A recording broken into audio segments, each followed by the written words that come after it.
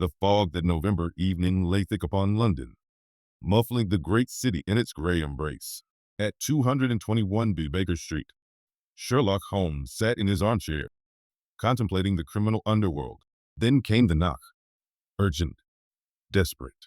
The visitor brought news of murder at Blackthorn Manor.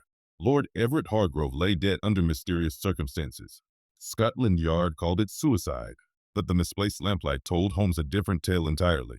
The game, as he remarked to Watson, was afoot, and before the fog lifted, the truth would be revealed. Chapter 1. The Shadowed Summons. Sherlock Holmes lounged in his dressing gown before the crackling fire at 221B Baker Street. His long fingers steepled beneath his chin as he stared into the flames. The room was heavy with the scent of his shag tobacco, mingling with the acrid coal smoke that seeped from the grate. While outside the window, the chill fog pressed against the frost-rimed panes like a spectral hand. Dr. John Watson, seated across from him with a medical journal in hand, savored the bitter taste of his evening coffee, its warmth a welcome contrast to the cold draft whispering through the sash.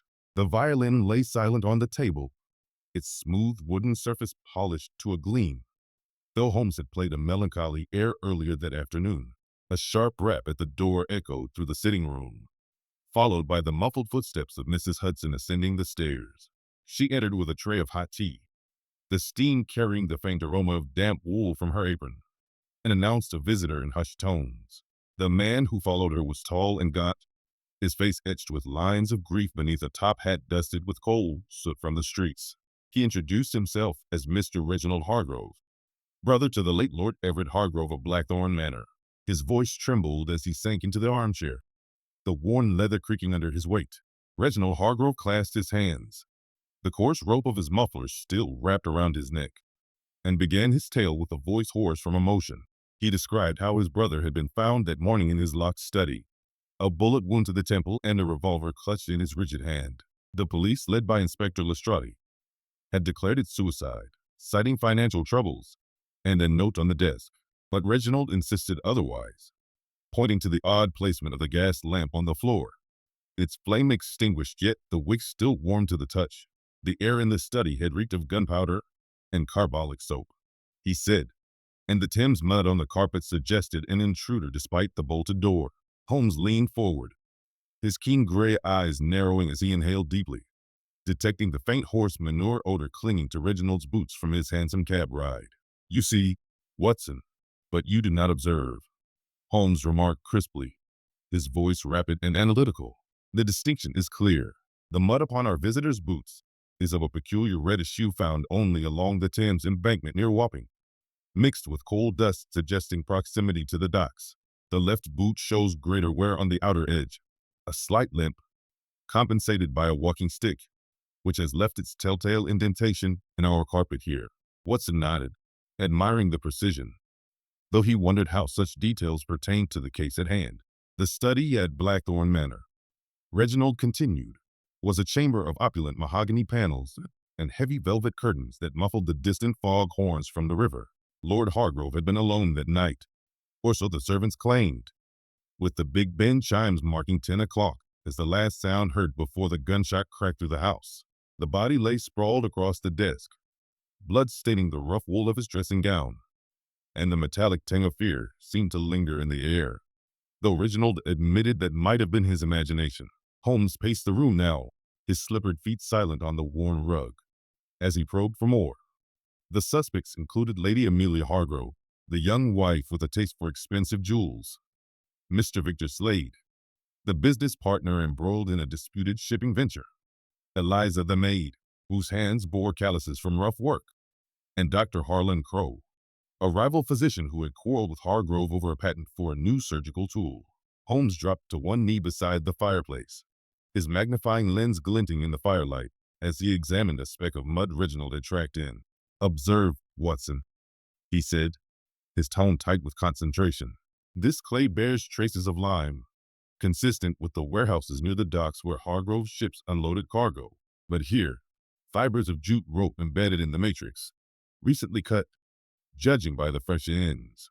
He moved with swift precision, reminiscent of a hound on the scent, noting how the fibers matched those used in binding crates from the East Indies trade. Such details suggested Reginald had visited the docks recently, perhaps in haste, and Holmes wondered if the brother's grief masked a deeper involvement. Watson poured more tea, its hot vapor warming his face against the chill air seeping from the window, and inquired about the note found on the desk. Reginald produced a crumpled telegram from his pocket, its paper rustling softly, which Hargrove had received the day before, a cryptic message warning of ruin. The ink smelled faintly of Thames mud, as if composed near the water, and Holmes sniffed it closely, detecting underlying notes of leather polish from a gentleman's club. As the coal settled in the grate with a soft clatter, Holmes declared they must visit the manor at once. The hansom cab rattled over the cobbles, its wheels clattering in rhythm with the rain pattering on the roof, as they journeyed through the fog-shrouded streets.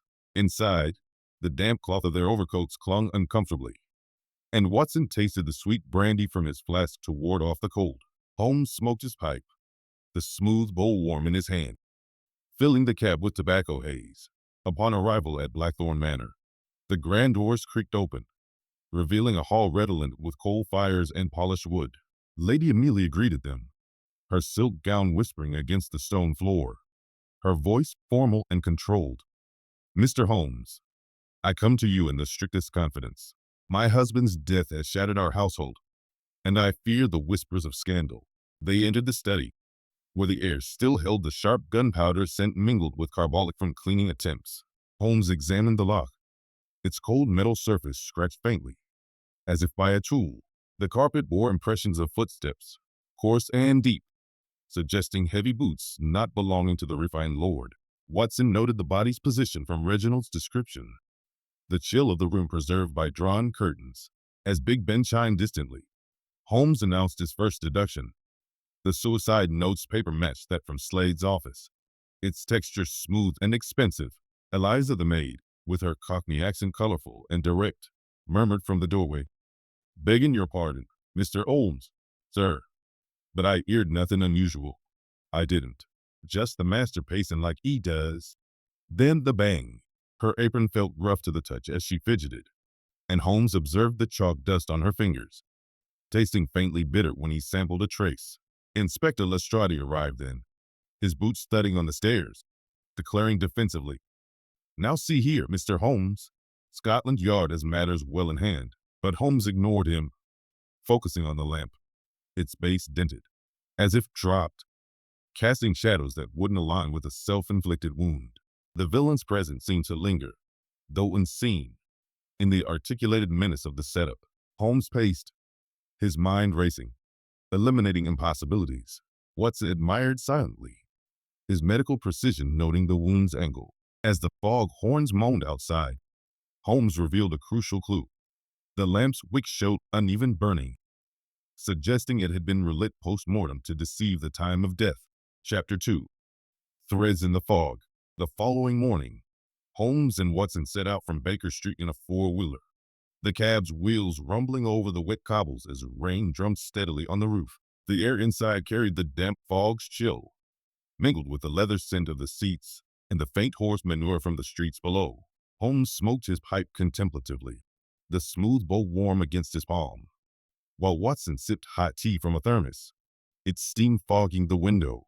They first visited Victor Slade's offices near the docks, where the clamor of loading crates and shouting dockworkers filled the air, punctuated by the distant fog horns. Slade's office reeked of tobacco smoke and coal fires from the nearby grate, its rough wooden desk scattered with papers that rustled under Holmes' fingers. The business partner, a burly man with calloused hands from years handling coarse ropes, greeted them with controlled formality. "Mr. Holmes, this is most irregular. Hargrove's death is tragic, but our partnership was sound, save for his reckless investments." Holmes observed the mud on Slade's boots, a reddish clay laced with gunpowder traces, and inquired sharply about the telegram. Slade retorted defensively, his voice echoing off the paneled walls. But Holmes noted the worn leather of his ledger, its pages showing discrepancies in the shipping manifests.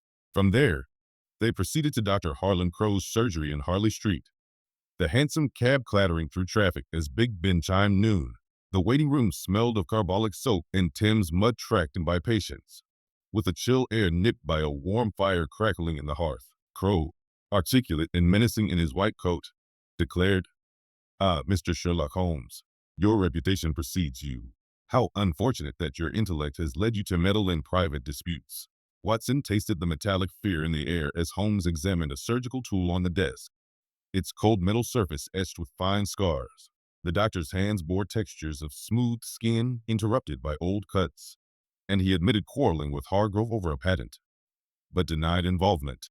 Next, they interviewed Eliza at the servants' entrance of Blackthorn Manor, where the kitchen fires belched coal smoke, and the rough wool of her uniform scratched against the door frame. She exclaimed in her direct Cockney, "I swear, governor, I only cleaned the study that morning, nothing more." Her story held, but Holmes detected the faint leather polish on her apron, suggesting she'd handled something finer than her station allowed. The rain pattered outside, cooling the stone steps, as footsteps echoed from the hall. Lady Amelia approaching with composed grace. Lady Amelia's drawing room was a haven of velvet textures and sweet brandy scents, the warm fire contrasting the frost on the windows. She murmured softly, "The loss is unbearable, yet I must maintain appearances for the family's sake." Holmes probed about her jewels, noting the smooth pearl necklace against her neck, and she confessed to financial strains, but insisted on innocence. Watson interjected admiringly, "My dear Holmes, her alibi seems solid. She was at the theater, ticket stubs and all." But Holmes mused, his fingers steepling, about the rustling paper of those stubs, which smelled faintly of chalk dust. Their final stop was the docks, where the air thickened with horse manure and damp fog, the sounds of creaking ships and settling coal in barges assaulting their ears. Holmes disguised himself as a laborer, his rough wool coat blending in, and questioned a watchman whose voice snapped gruffly. "Saw a tall bloke slinking about last night." He did, near the warehouses. The cold metal of a crane loomed overhead, and Watson felt the chill night air encroaching as dusk fell. Holmes gathered fibers from a crate, their coarse texture matching those in the study carpet. Back at Baker Street, Mrs. Hudson's footsteps ascended the stairs with trays of supper, the aroma of roast beef cutting through the tobacco haze. Holmes paced rapidly, violin in hand, its strings humming as he played a frantic tune. Watson savored the sweet brandy, its taste lingering, while the grate's coals settled with soft sighs. As the investigation unfolded, clues mounted, the gunpowder on Slade's boots, Crow's scarred hands, Eliza's chalk-dusted fingers. Holmes declared the deception involved the Lamplight's positioning to fake shadows seen by witnesses through the window, creating a false timeline. The pieces hinted at a conspiracy, with red herrings like the suicide note's forged handwriting. Watson observed medically, "The wound's entry suggests a struggle, not self-infliction." Holmes nodded, his voice precise. "Indeed, the game deepens." As rain lashed the windows, Holmes' cryptic statement hung in the air. "The light deceives, but the shadows reveal." Chapter 3. Illuminated Clues. The fog still hung low over the grounds of Blackthorn Manor as Sherlock Holmes and Dr. Watson returned to the study at first light the following morning. The hansom cab had rattled away down the graveled drive, its wheels crunching softly into silence, leaving only the muffled drip of moisture from the bare branches and the distant, mournful moan of fog horns drifting up from the Thames. Inside the house, the air remained heavy with the lingering sharpness of gunpowder, overlaid now by the fresh coal smoke rising from the grate that a housemaid had just relit. The chill of the November night still clung to the walls, making the warm flicker of the fire feel almost defiant. Holmes had barely crossed the threshold before he produced his magnifying lens, the cold metal frame catching a gleam from the single gas jet that burned low on the wall.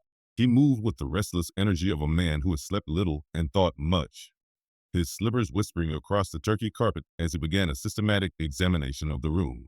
Watson followed more slowly, his military boots making deeper, softer thuds, his breath visible in the cool air. He could still taste the bitter black coffee he had drunk at Baker Street, its warmth long since faded, and he felt the rough wool of his overcoat against his neck where damp had seeped through. "Begin at the beginning, Watson," Holmes said, his voice crisp and rapid. "The body was found here." He indicated the place between the mahogany desk and the cold marble fireplace, with the revolver still in the right hand, barrel pressed to the right temple. "Scotland Yard sees suicide. We shall see what the room itself has to say." He dropped to one knee beside the desk, his aquiline nose almost touching the polished surface as the lens moved slowly across the wood. The desk top bore the usual clutter of a gentleman's private study. Inkstand, blotter, a few open letters, a silver paper knife. But Holmes' attention fastened at once upon three faint parallel scratches, each no more than half an inch long, running diagonally near the edge. "Observe these," he said, beckoning Watson closer. "Fresh. Made within the last 48 hours, judging by the brightness of the exposed wood beneath. Direction of the cuts indicates pressure applied from above and slightly to the left. Someone dragging something heavy across the surface while leaning from that side of the desk." Watson bent forward, squinting. "A heavy book? A ledger, perhaps? Possibly. Or the base of a lamp being shifted with force." Holmes straightened and turned his gaze to the gas lamp that stood on the floor some 3 feet from where the body had lain. Its brass stem was dented on one side, the green glass shade cracked in a spider web pattern. The wick inside had been trimmed unevenly, and when Holmes bent to sniff it, he detected the unmistakable oily scent of fresh paraffin, quite different from the stale smell of an extinguished wick that had been left for hours. "The lamp was relit after the shot," Holmes declared. "Not merely relit, repositioned. See how the base is turned so that the chimney points toward the window rather than the desk. That is not the natural attitude for a man reading or writing." He moved to the heavy velvet curtains and drew them back a few inches. Outside, the garden lay gray and sodden, the lawn marked by the faint footprints of the gardeners who had discovered the body. Through the glass, the gas lamp would have cast a strong, steady light toward the window at night. Anyone standing in the shrubbery beyond the gravel path would have seen the silhouette of a seated man, head bowed, apparently alone and at work, until the pistol cracked and the light went out. "A witness statement," Watson murmured, recalling the police report Reginald Hargrove had shown them. One of the under gardeners, name of Perkins, declared he saw Lord Hargrove at his desk at 9:30, clearly visible against the lamplight. He heard the shot at 10 minutes to 10. The time matches the note of the suicide, and the clock on the mantel was stopped at that very hour. Holmes gave a short, dry laugh. "Convenient, is it not?" The clock stopped. The gardener's testimony perfect. The silhouette unmistakable. Yet the lamp is on the floor, the wick freshly oiled, the shade cracked as though dropped. Someone took considerable trouble to create that picture at the window. He returned to the carpet and knelt again, this time examining the pile with minute care. The rich crimson and blue pattern was marred in several places by darker stains. Blood, of course, but also by the imprint of boots. Holmes traced one set with the tip of his lens. "These are the victim's own slippers. Soft kid, narrow, showing the imprint of a man who walked lightly. But here," he pointed to a second, heavier impression overlapping the first. "A man's boot, size 11 or 12, the heel worn down on the outer edge, suggesting a slight limp or habitual leaning to the right, and embedded in the nap of the carpet. Fibers, coarse jute, recently cut, with traces of lime dust clinging to them. The same lime dust that covers the crates in Hargrove's own warehouses down at Wapping." Watson inhaled sharply. The air near the carpet still carried a faint whiff of Thames mud and horse manure, brought in on those boots. "Then the killer came from the docks." "Not necessarily the killer," Holmes corrected. "Someone who wished us to think so. The fibers are fresh, cut within hours, not days. A piece of rope was used, and used recently. Rope of the kind employed to lash crates of tea and spices from the East Indies. Hargrove's own trade." Holmes rose and crossed to the window again, studying the sash. The lower frame showed 2 small dents in the wood, as though a thin blade had been inserted to force the catch. The catch itself was undamaged, but the paint around it had flaked away in tiny curls. He scraped one curl onto his palm and sniffed it. Carbolic soap, the same sharp disinfectant smell that lingered throughout the room. "The room was cleaned after the crime," he said. "Not thoroughly. Scotland Yard would have noticed that, but enough to remove any obvious traces. The carbolic was applied to the carpet near the body, to the window latch, perhaps even to the revolver." A fastidious mind at work. He turned abruptly and walked to the fireplace. The grate was cold now, but yesterday's ashes still lay in a gray heap. Among them glinted a few fragments of glass, green, curved, matching the lampshade. Holmes picked one up with forceps from his pocket. and held it to the light, broken when the lamp fell. Yet the wick was relit afterward. Therefore the lamp was lifted, repositioned, and lighted again after the body fell. The shade was cracked, but not shattered completely. Someone took care to preserve enough of it so that the silhouette remained convincing from the garden. Watson felt the temperature of the room drop another degree as the fire burned low. He moved closer to the hearth, seeking its faint warmth, and asked, "But why go to such elaborate lengths? A simple suicide would have sufficed. Why the shadow play?" "Because the murderer needed an alibi." Holmes replied at once. He, or she, required witnesses to swear that Lord Hargrove was alive and alone at 9:30. The silhouette provided that. The stop clock confirmed the time of death. Locked door and bolted window made it impossible. The note on the desk, written in Hargrove's own hand, yet upon paper taken from Victor Slade's office, sealed the matter. Scotland Yard, satisfied with the surface, looked no further. Holmes began to pace the room in long, rapid strides, his dressing gown swirling about his ankles. The rustle of paper came from the desk as he lifted the suicide note again and held it beneath the gas jet. The handwriting was undoubtedly Hargrove's. Watson had seen enough of the late peer's correspondence to recognize the distinctive loop of the capital H, but the paper itself was of a heavier stock, with a faint watermark of a shipping company's crest. "This is not Hargrove's usual note paper," Holmes observed. "It is Slade's. The ink, too, has a slight metallic sheen, galvanic acid mixed with iron sulfate, the formula used in the counting house at the docks. Someone brought this sheet to him, perhaps under pretense of business, and induced him to write the fatal words.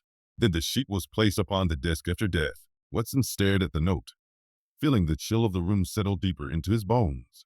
Then Hargrove was forced to write his own suicide message, or tricked into it. A man facing ruin might well pen such words in despair. The murderer had only to supply the paper and collect the finished note later. Holmes replaced the paper carefully and returned to the lamp. Here he spent the longest time. He unscrewed the chimney with delicate fingers, revealing the brass burner beneath. A small quantity of fine white powder clung to the wick holder, hardly visible to the naked eye. Holmes touched it with the tip of his tongue, spat immediately, and nodded. Bicarbonate of soda mixed with a trace of potassium nitrate. A simple but effective compound. When the flame reaches a certain height, it produces a brief flare, enough to relight a wick that has been extinguished. The murderer had only to turn the lamp low, shoot his victim, extinguish the light completely, drag the body into position, then raise the wick again. By the time the flare occurred, he was already out of the room. The shadow reappeared at the window just as the gardener passed on his rounds. Perfect theater. Watson gave a low whistle. Then the murderer was in the room when the shot was fired, undoubtedly, and he left by the window.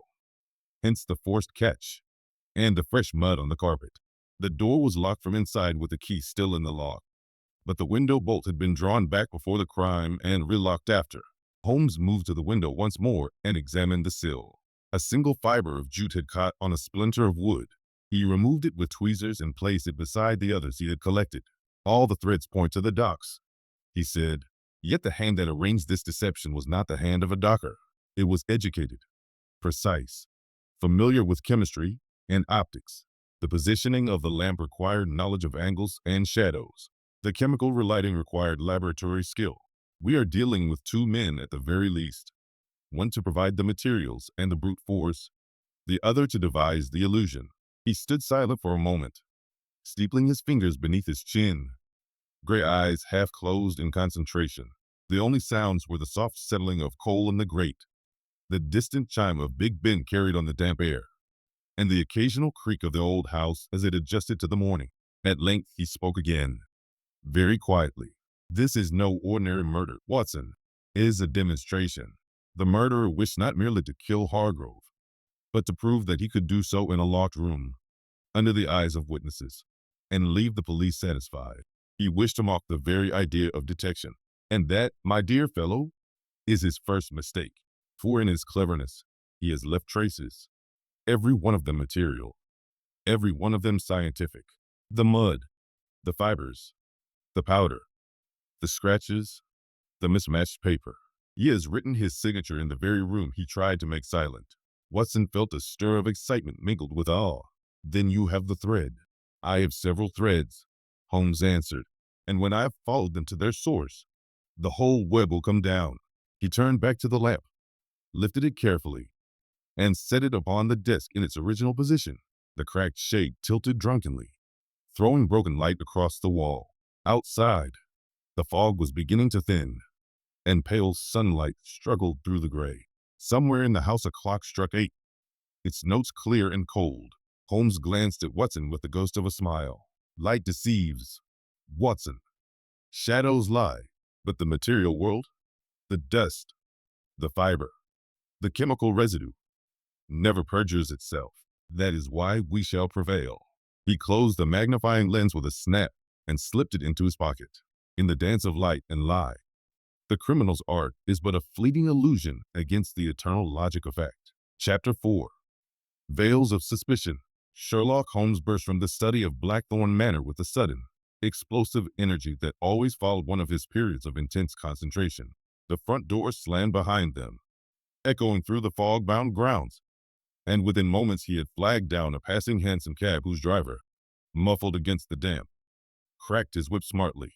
The cab lurched forward, wheels clattering over the wet gravel before finding the smoother macadam of the road.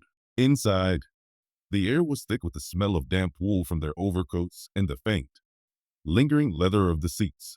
Rain began to fall in earnest, drumming on the roof like impatient fingers. Slade's warehouse first, Holmes snapped, his voice cutting through the rattle of hooves. If the jute fibers came from the docks, we shall find their origin there. The journey through South London took them past gas lamps that burned feebly in the thickening mist, their halos of yellow light barely touching the cobbles. Watson felt the chill of the night air seeping through the cracks around the doors, and he pulled his coat tighter. The taste of the bitter coffee he had drunk earlier still clung to his tongue, now soured by the metallic tang of anxiety. They reached the docks just as the evening shift was changing. The warehouses loomed like dark cliffs along the river, exhaling coal smoke and the heavy, brackish scent of Thames mud. Cranes creaked overhead, ropes rasped against wooden pulleys, and dockers shouted in coarse voices that carried on the damp air. Holmes paid the cabman and strode directly toward the row of buildings marked with the black and gold crest of Hargrove and Company. Victor Slade's private office occupied a corner of the largest warehouse. The door was unlocked.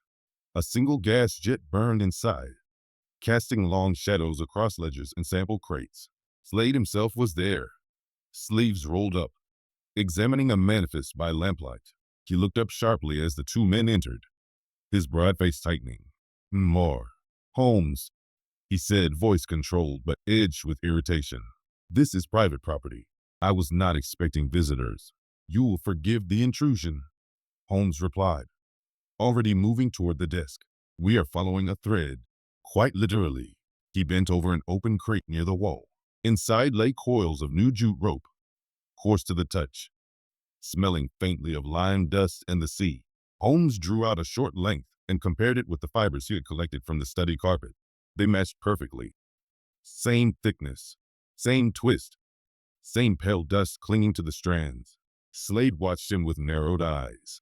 "That rope is standard issue for our East India shipments. Half the warehouses along the river use it." "Undoubtedly," Holmes said, "but not half the warehouses have men who walk with a slight limp and leave boot prints in Lord Hargrove's study carpet within hours of his death." Slade's color rose. "If you are accusing me, I accuse no one yet," Holmes cut in. "I observe. Your boots, for example, bear the same outerwear as the prints. And here," he indicated a small brass tin on the desk, "gunpowder, black powder, coarse grain, the kind used for signaling flares on ships. A curious thing to keep in an office." Slade laughed shortly. "We use flares to signal barges in fog. Nothing sinister, I assure you." Holmes made no reply. He had already moved to the ledger. The pages rustled under his fingers, smooth and expensive, the same texture as the suicide note. He turned several sheets, then stopped.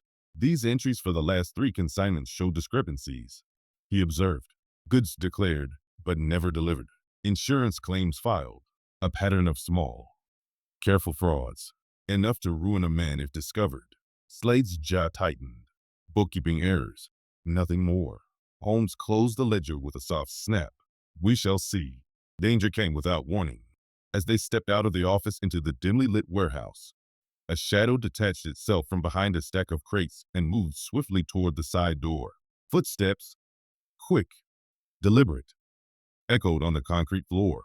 Holmes was after the figure in an instant, his long legs covering the ground with startling speed.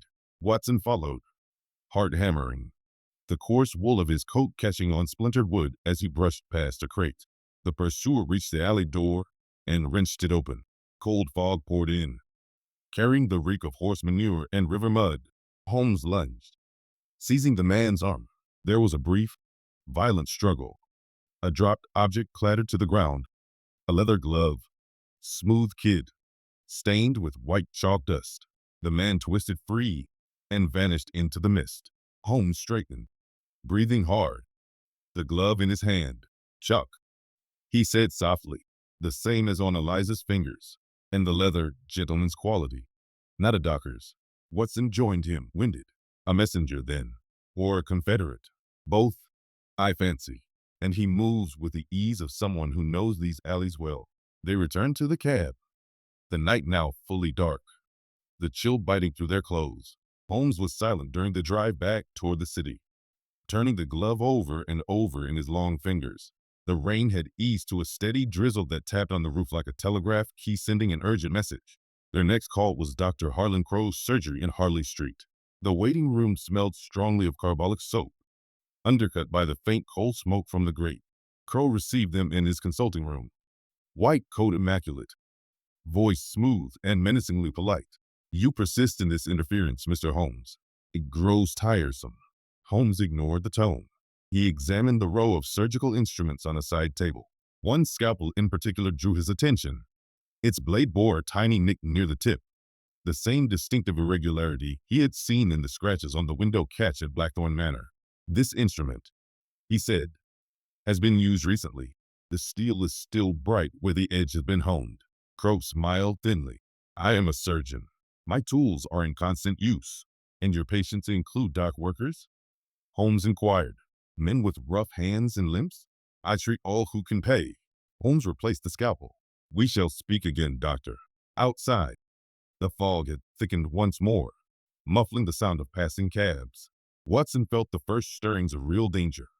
The dropped glove, the quick-footed shadow, the nicked blade, all pieces of a net drawing tighter. As they climbed back into the hansom, Holmes spoke quietly, almost to himself. "The veils are thinning, Watson. Soon we shall see the face behind them." The cab rattled away into the night, leaving only the echo of hooves and the soft hiss of rain on the cobbles. Chapter 5. Pursuit in the gloom. The sharp crack of the pistol shot split the night like a whip. It came from the direction of the alley behind Slade's warehouse, close enough that the sound bounced off the brick walls and rolled across the wet cobbles. Sherlock Holmes was already moving before the echo died, long coat flaring as he plunged into the fog. Watson followed, boots pounding, the chill air biting at his lungs. The metallic tang of gunpowder drifted toward them, mingling with the ever-present reek of Thames mud and horse manure that clung to the dockside lanes. They rounded the corner into a narrow passage lined with stacked crates and rusted iron railings. Gas lamps high on the wall threw weak, trembling pools of light, barely penetrating the swirling gray. Footsteps, quick, uneven, receded ahead of them. Holmes lengthened his stride, silent as a cat, while Watson struggled to keep pace, his breath coming in harsh bursts. "There!" Holmes hissed. A figure in a dark coat darted between two towering piles of barrels. Holmes lunged, seizing the man's arm and twisting him against the rough brick. The man grunted, struggled, then went limp as Holmes pinned him with a knee to the small of his back. Watson arrived panting, revolver drawn from his coat pocket. The captive was young, broad-shouldered, with the rough hands of a docker and the chalk-dusted knuckles of someone who had handled cargo manifests. His breath came in ragged gasps. "Easy, lad," Holmes said quietly. "You've nowhere to run." The man spat. "You're poking where you shouldn't, Gov. That's all I'll say." Holmes searched him swiftly. From an inner pocket came a short length of coarse jute rope, freshly cut, the same as the fibers in the study carpet, and a small tin of black powder. He passed both to Watson. "Gunpowder again," Watson observed. And the rope. He was the one who rigged the lamp. The man laughed. A short, bitter sound. You'll prove nothing. I was paid to watch. That's all. Nothing more. Paid by whom? Holmes asked, voice low and precise. Silence. The fog horns moaned in the distance, and somewhere a ship's bell clanged once, mournfully. Back at Baker Street, Mrs. Hudson had kept the fire burning high. The sitting room smelled of coal smoke and the faint, comforting aroma of hot tea. Holmes sat the prisoner in an armchair, wrists bound with the same jute rope he had carried. The man's name, extracted after 20 minutes of quiet pressure, was Jem Tanner, a casual laborer at the docks, known to take odd jobs for extra coin. You were hired to fire a shot into the air, Holmes said, pacing slowly before the hearth, to draw attention, perhaps to frighten us away. But you missed your mark. The bullet struck the lamp outside the warehouse office, shattered it cleanly. A warning then. Tanner shifted uncomfortably. The coarse wool of his coat rasped against the leather upholstery. I didn't mean no harm. Just a bit o' noise. Holmes stopped. Who paid you? Tanner hesitated, eyes flicking toward the door. Slade. Victor Slade. Said it was to scare off nosy gentlemen. Gave me 5 sovereigns and a tin of powder for the pistol. Watson leaned forward. And the chalk on your hands? From marking crates. Nothing special. Holmes produced the leather glove dropped in the alley. This is not a docker's glove. Smooth kid. Lined. Chalk stained inside as well as out. Someone else handled it before you. Tanner's face paled. I don't know nothing about that. Holmes turned to Watson. Observed the cuff of his shirt. Watson. Traces of carbolic soap. Hospital strength. And here. He lifted the man's sleeve. A thread of fine linen caught in the seam. The same linen used for surgical dressings. Watson nodded slowly. Crow's surgery. The threads converge, Holmes said. Slade provides the brute force and the materials. Crow supplies the precision, the chemical for the wick, the knowledge of angles and shadows.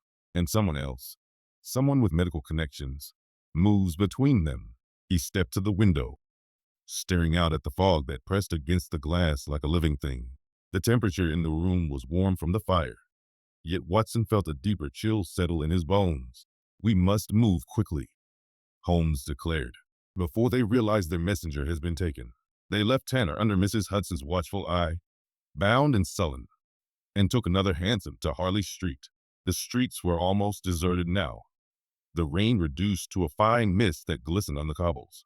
Big Ben struck midnight as they passed Westminster, the deep notes rolling through the fog like a warning. Crow's surgery was dark, the brass plate on the door gleaming faintly under the street lamp. Holmes tried the handle, locked. He produced a thin steel pick from his pocket and worked the lock with swift, practiced movements. The bolt gave way with a soft click. Inside, the air was sharp with carbolic and the lingering warmth of a recently banked fire. Holmes lit a small dark lantern and moved directly to the rear consulting room.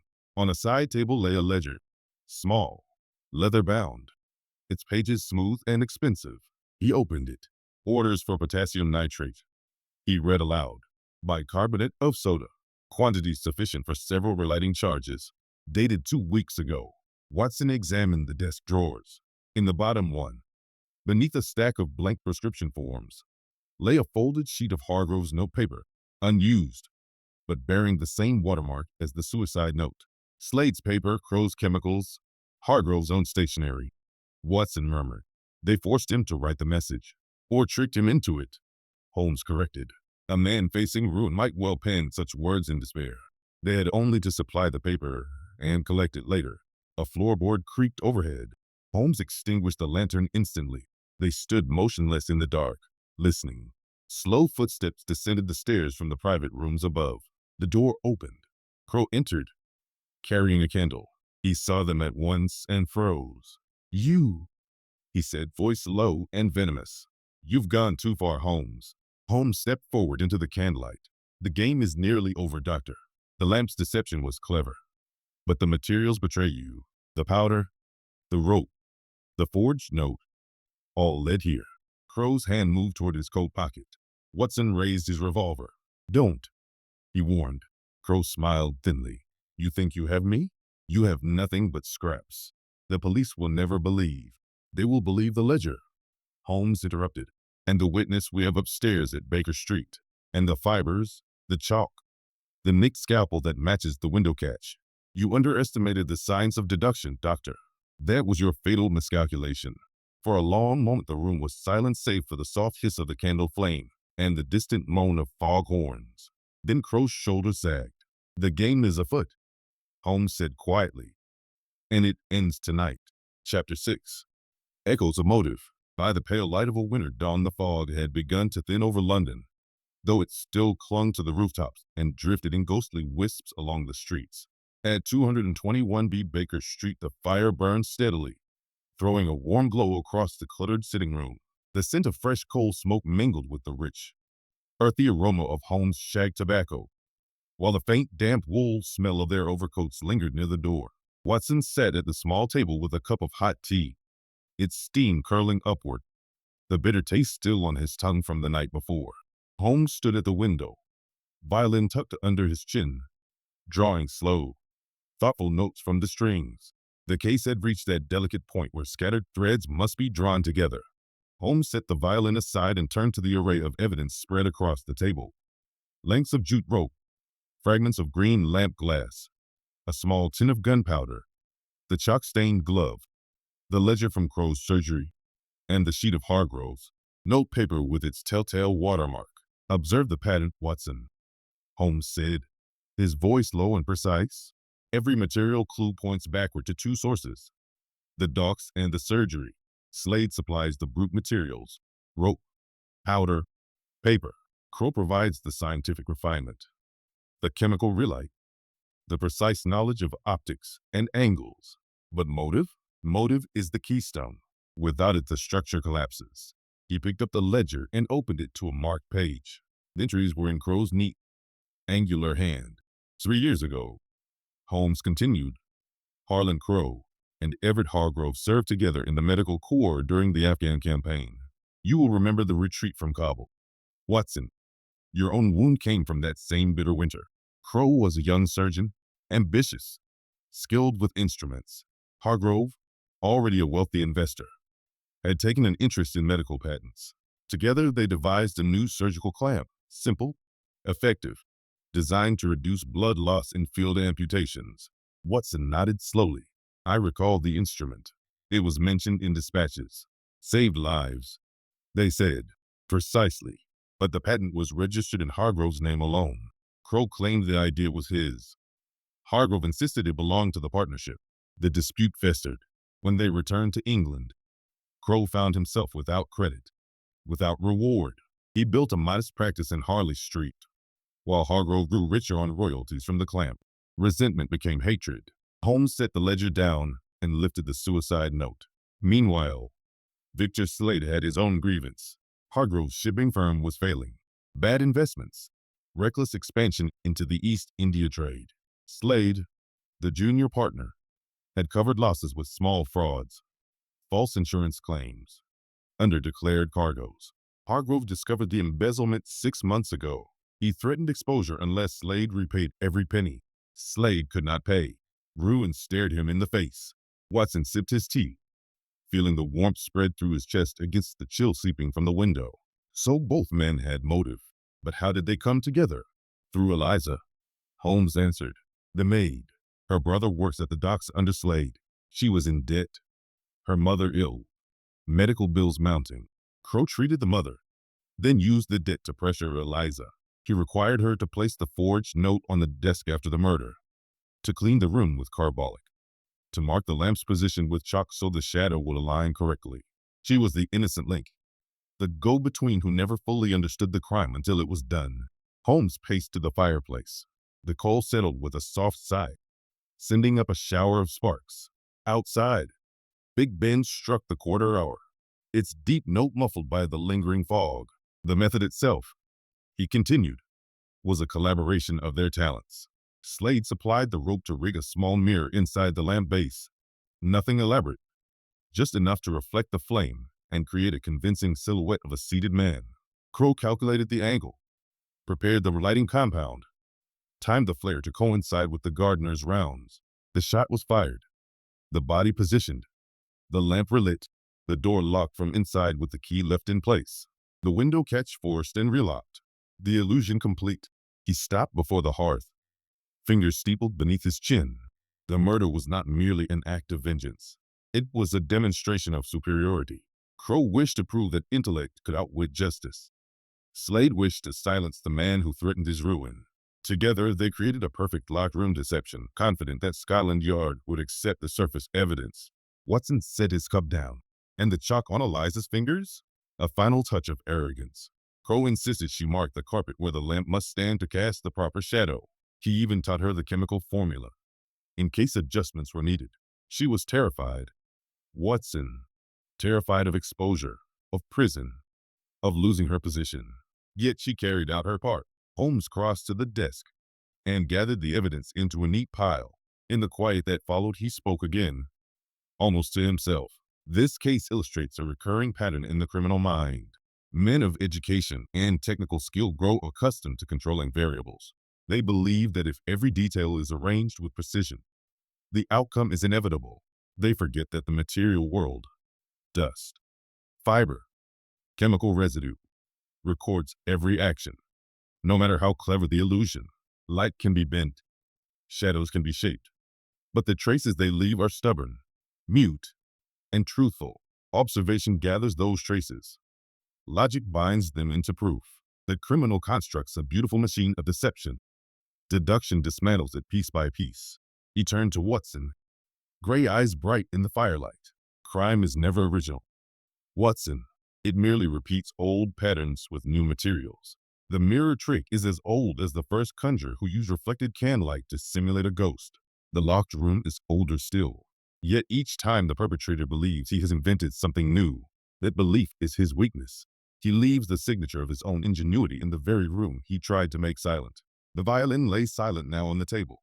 Outside, the fog horn sounded once more, distant and mournful. Holmes glanced toward the window, where pale sunlight was finally breaking through. Like a fractured lamp, he said quietly, the deception scatters light in all directions, but reason gathers it anew, until every fragment lies exposed. He smiled, a rare, fleeting expression. The web is nearly complete. Watson, one final pull, and it falls. Chapter 7. The web unravels. The sitting room at 221B Baker Street was thick with tobacco smoke and the warm, steady crackle of the coal fire. Sherlock Holmes stood before the mantel, fingers steepled beneath his chin, gray eyes fixed on the small collection of evidence laid out on the table like pieces of a dissected machine. The jute rope, the chalk-stained glove, the tin of gunpowder, the ledger from Crow's surgery, the fragment of lamp glass. All were now joined by a final item, a short length of thin steel wire, recovered from the hidden passage behind the study fireplace at Blackthorn Manor. Watson sat in his usual armchair, notebook open on his knee, pen poised. He had watched Holmes work through the night, the detective's energy rising in sudden bursts after long periods of motionless thought.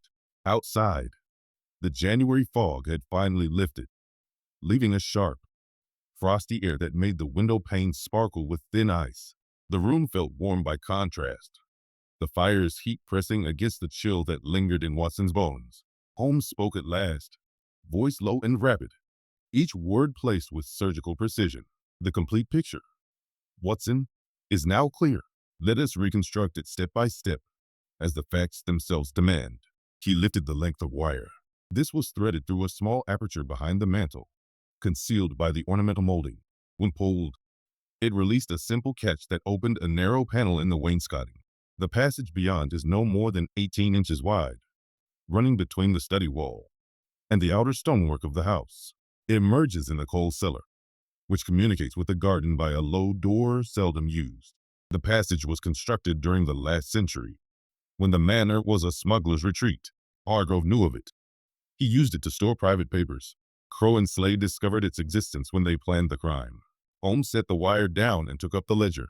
Slade needed Hargrove's silence before the embezzlement was exposed. Crow needed revenge for the stolen patent. They met through Eliza's brother at the docks, and the plan took shape. Crow designed the optical illusion, a small mirror fixed inside the lamp base with coarse jute rope. angled to reflect the flame and create the silhouette of a seated man. The wick was treated with this chemical mixture, bicarbonate of soda and potassium nitrate, so that after the shot, when the flame was extinguished, it would flare again after 30 seconds. The gardener would see the shadow reappear just as he passed, fixing the time of death at 10 minutes to 10. He moved to the chalk-stained glove. Eliza was the instrument of the final touches. Under threat of exposure for her mother's unpaid bills, she placed the forged note, written on Slade's paper, on the desk, cleaned the carpet with carbolic, and marked the precise spot where the lamp must stand to cast the correct shadow. The chalk on her fingers was the signature of her unwilling complicity. She locked the door from inside, slipped through the passage to the cellar, and left by the garden door. The window catch was forced from outside to suggest an intruder, then relocked. Watson looked up.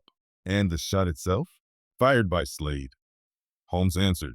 He entered by the passage, shot Hargrove at close range while the victim stood near the desk, hence the irregular blood spatter. He positioned the body, lowered the lamp to the floor, adjusted the mirror, relit the wick, and retreated the way he came. The clock was stopped deliberately to match the false timeline. The revolver was placed in the dead man's hand. The door remained locked. The window bolted. The perfect locked room mystery. Holmes paced once across the room, slippered feet silent on the rug. Every detail was accounted for, except the material traces. The fresh-cut jute fibers caught in the carpet, the lime dust from the docks, the carbolic scent on the latch, the mismatched paper, the nicked scalpel that matched the scratches, the gunpowder residue on Slade's boots, the chemical traces on the wick. The murderer's arrogance was in believing that such trifles could be overlooked. He forgot that the world is not a stage to be swept clean after the performance. The dust remembers. The fiber testifies. The chemical signature endures. He stopped before Watson, eyes bright. That is the science of deduction, my dear fellow. When you have eliminated the impossible, whatever remains, however improbable, must be the truth. Here the impossible was suicide in a locked room with a relit lamp and mismatched evidence. What remained was murder by two men using a hidden passage, a chemical trick, and an optical deception. Watson closed his notebook. Then we have them. We have them, Holmes confirmed. And now we shall bring them to account. They took a hansom directly to the docks. The afternoon was raw and bright, the river glittering under a pale sun. Slade's warehouse stood quiet. The day shift had ended early. Holmes led the way to the office door and entered without knocking. Slade was alone, seated at his desk, a glass of brandy in his hand. Looked up, face paling as he saw the two men. "M.R. Holmes," he said, voice hoarse. "You are persistent, and you are finished," Holmes replied. Crow entered from the inner room, coat on, as though preparing to leave. He stopped short when he saw them. "You've no proof," Crow said, but his tone lacked conviction. Holmes laid the ledger on the desk, open to the page of chemical orders. "This is proof. The rope, the mirror fragments, the passage in the manor. All will be presented to Scotland Yard. Eliza has already given her statement. Under protection, your Confederate gem tanner has confessed. The net is drawn." Slade rose slowly, hands trembling. Crow's face twisted with rage. "You think you can destroy us with scraps of dust and string?" "I do not think," Holmes said calmly. "I know." Watson stepped forward, revolver visible in his coat pocket. Slade's shoulders sagged. He sank back into his chair. "It was supposed to be perfect," he whispered. Crow laughed once, bitterly. "Perfect," he echoed. "And yet here we are." Holmes regarded them without triumph, only a quiet satisfaction. "Elementary," he said softly. Outside, the hansom waited, horse stamping on the cobbles. The two men were secured with the same coarse jute rope that had once rigged their deception. As the cab rattled away towards Scotland Yard, Holmes leaned back against the leather seat and allowed himself a single, brief smile. The web had unraveled at last. Chapter 8. Chains of Justice. Scotland Yard's interview room at the Victoria Embankment building smelled strongly of carbolic soap, old tobacco smoke, and the damp chill that always clung to the river-facing walls.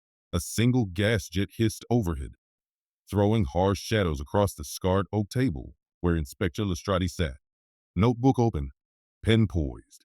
Beside him stood a young sergeant, face flushed with the importance of the occasion. Across the table sat Sherlock Holmes and Dr. Watson. The evidence spread between them in neat, labeled piles. The jute rope fragments, the chalk-stained glove, the small tin of gunpowder, the ledger from Crow's surgery, the suicide note on Slade's notepaper, and a sealed envelope containing Eliza's sworn statement. Lestrade cleared his throat. Now see here, Mr. Holmes. Scotland Yard appreciates your unofficial assistance, but we must proceed according to proper channels. The evidence you've brought is impressive, I'll grant you, but we need to be certain it holds in court. Holmes leaned back in his chair, fingers steepled beneath his chin. It will hold, Inspector. Every item has been examined under the magnifying lens and, where necessary, subjected to chemical analysis in my own laboratory. The gunpowder in the tin matches exactly the residue found on Slade's boots. The jute fibers are identical in twist and lime content to those embedded in the study carpet. The ledger entries in Crow's hand detail the purchase of the precise chemicals used to relight the wick. Eliza's statement, taken under protection and witnessed by two independent parties, confirms her unwilling role in placing the forged note and marking the lamp position. Watson added quietly, I have also prepared a medical report on the wound trajectory. The angle of entry and the blood spatter pattern are inconsistent with self-infliction.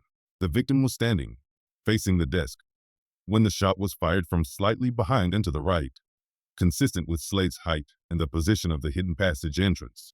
Lestrade rubbed his chin, glancing at the evidence once more. The sergeant beside him shifted uncomfortably, the rough wool of his uniform rasping against the chair back. Outside, the Thames lapped against the embankment with a soft, persistent rhythm, and a distant fog-horn moaned through the thickening dusk. Very well, Lestrade said at length. We'll take formal statements from all parties. The prisoners are already in custody. Slade at Bow Street, Crow at the Marylebone Lane station. We'll transfer them here tomorrow for joint questioning. Holmes inclined his head. I shall be available if required, but I believe the material facts are now sufficient for the Crown prosecution to proceed. The sergeant gathered the evidence carefully into a large leather portfolio, sealing it with red wax. Lestrade rose and offered his hand to Holmes, a rare gesture. You've done good work, Holmes. I'll not deny it. The locked room business had us all fooled. Holmes shook the hand briefly. The deception was clever, Inspector, but cleverness without thoroughness is always vulnerable. As they left the building, the cold night air struck them sharply, carrying the mingled scents of river mud, cold smoke from passing barges, and the faint horse manure of the waiting hansoms. Watson pulled his overcoat tighter, tasting the metallic bite of frost on his lips. A cab rattled up. They climbed inside, the leather seats cold beneath them. The drive back to Baker Street was quiet. Holmes smoked his pipe in contemplative silence, the smooth bowl warm against his palm, the tobacco haze curling around his face. Watson watched the gas lamps flicker past, their yellow light blurred by the thin mist that had begun to rise from the river. At 221B, Mrs. Hudson met them at the door with hot tea and a plate of buttered toast.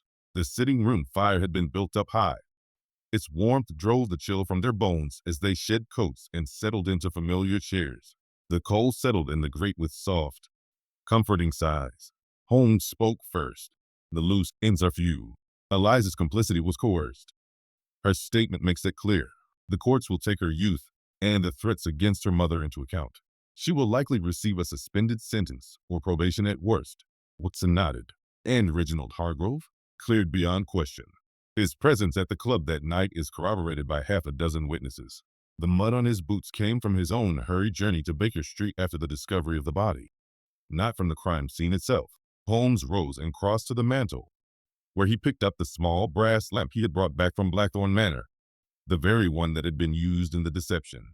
Its shade was still cracked, the wick holder stained with the fatal chemical residue. He turned it slowly in his hands.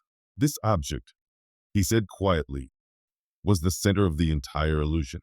A simple gas lamp, manipulated to cast a false shadow, to stop time, to convince the world of a suicide. Yet in its very simplicity lay its betrayal. Every scratch, every trace of oil, every fiber caught in the base told its story. He set the lamp down carefully. The process of justice now begins in earnest. The grand jury will hear the evidence next week. The trial will follow. Slade and Crow will face the full weight of the law. There will be no dramatic escape, no last-minute confession. The facts are too solid, the chain too complete. Watson poured more tea, the hot liquid steaming in the lamplight. And after the trial, life resumes. Lady Amelia will sell the manor and move to the country. Reginald will rebuild the shipping business on honest lines. Eliza will find peace in honest service. The household at Blackthorn will heal, slowly, as households do. Holmes returned to his chair, pipe lit, eyes half closed in the fire's glow. Yet one thread remains, he murmured, the human cost. Hargrove's death was not merely a crime of greed or vengeance. It was the destruction of trust, of partnership, of family. Justice will punish the guilty, but it cannot restore what was lost. Watson looked at his friend with quiet understanding. No, but it can prevent further loss, and that is no small thing. The fire crackled softly. Outside, the city continued its restless life. Handsome wheels on cobbles, distant voices, the occasional chime of Big Ben carried on the cold air. Inside 221B, the evidence had been delivered, the case transferred to official hands, and the slow machinery of justice had begun to turn. Holmes exhaled a thin stream of smoke. The chains are forged, Watson. Now let them bind as they must.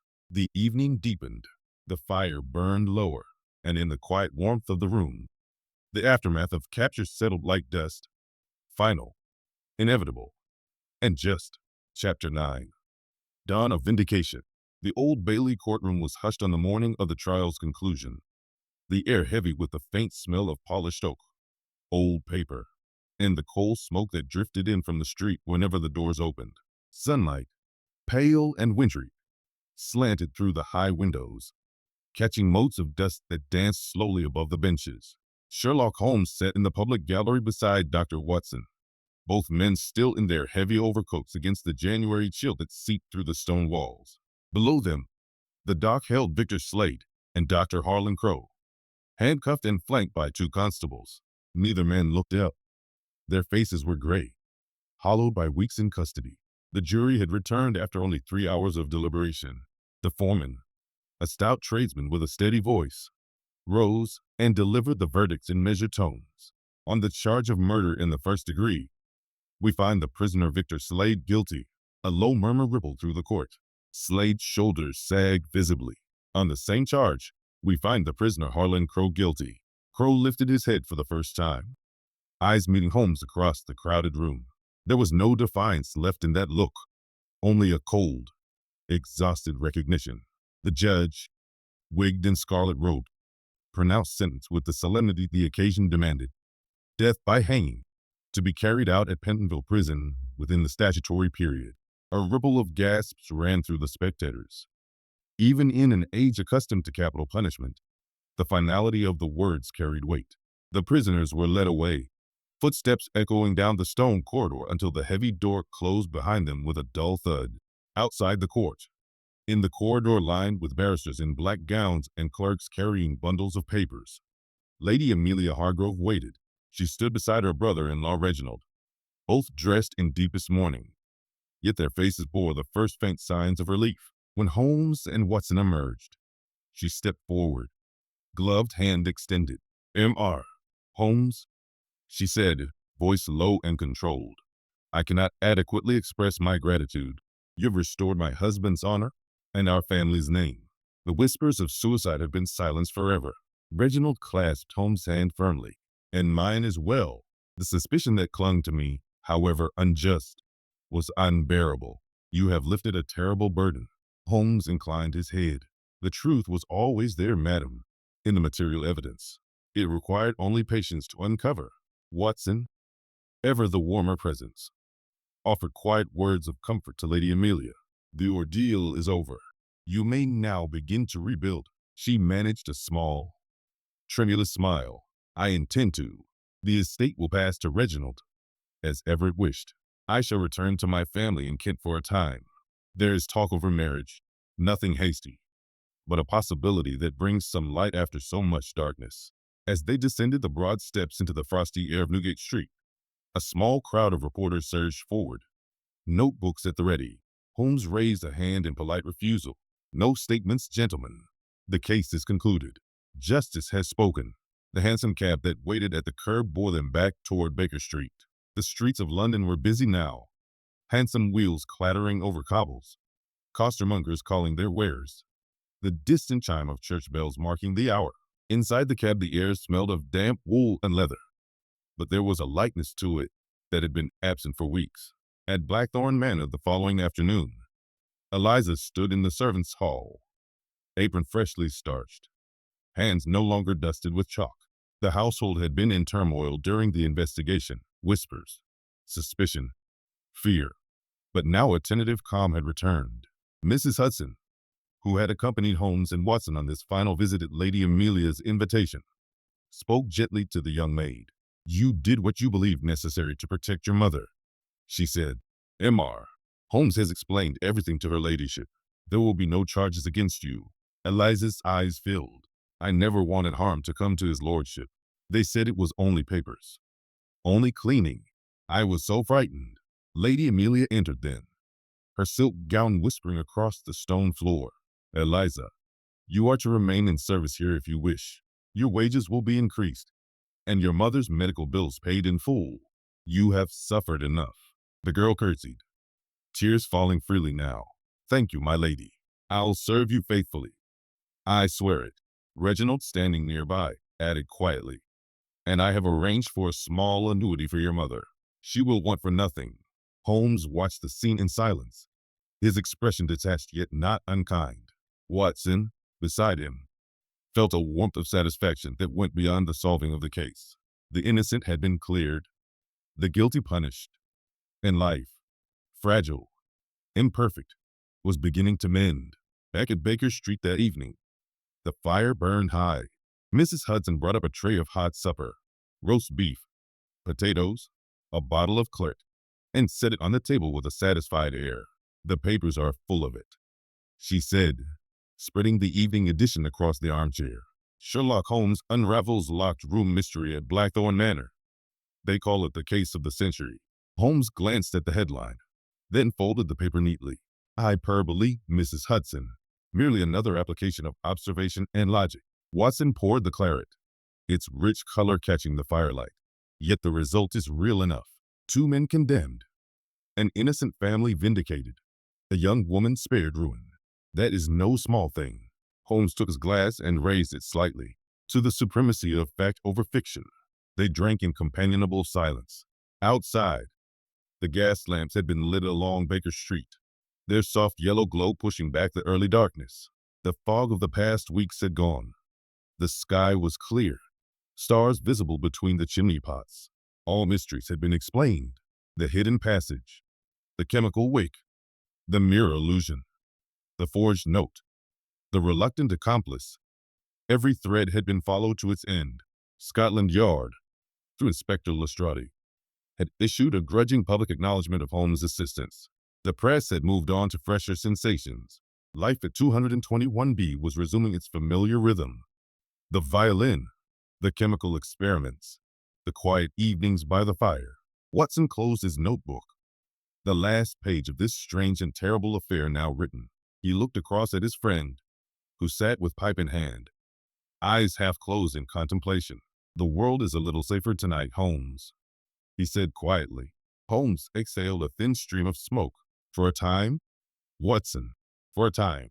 The fire crackled softly. Outside, the great city continued its endless turning. But within these walls order had been restored, and peace, hard-won, fragile, but real, had returned at last. Chapter 10. Reflections by the Fire. The fire in the sitting room at 221B Baker Street had burned down to a steady, comforting glow. Sherlock Holmes lounged in his favorite armchair, legs stretched toward the hearth, pipe clenched between his teeth. The familiar scent of shag tobacco filled the air, mingling with the faint coal smoke that drifted from the grate, and the lingering aroma of Mrs. Hudson's roast dinner, cleared away an hour earlier. Outside, the January night was sharp and still. Frost rimed the window panes, and the gas lamps along Baker Street cast pale halos through the thin curtains. Dr. Watson sat opposite, a glass of hot brandy in his hand. the sweet warmth of it chasing the last traces of winter chill from his bones. The newspapers of the past week had been full of the Blackthorn Manor case. The headlines had gradually shrunk from front-page sensation to a quiet paragraph on the inside pages.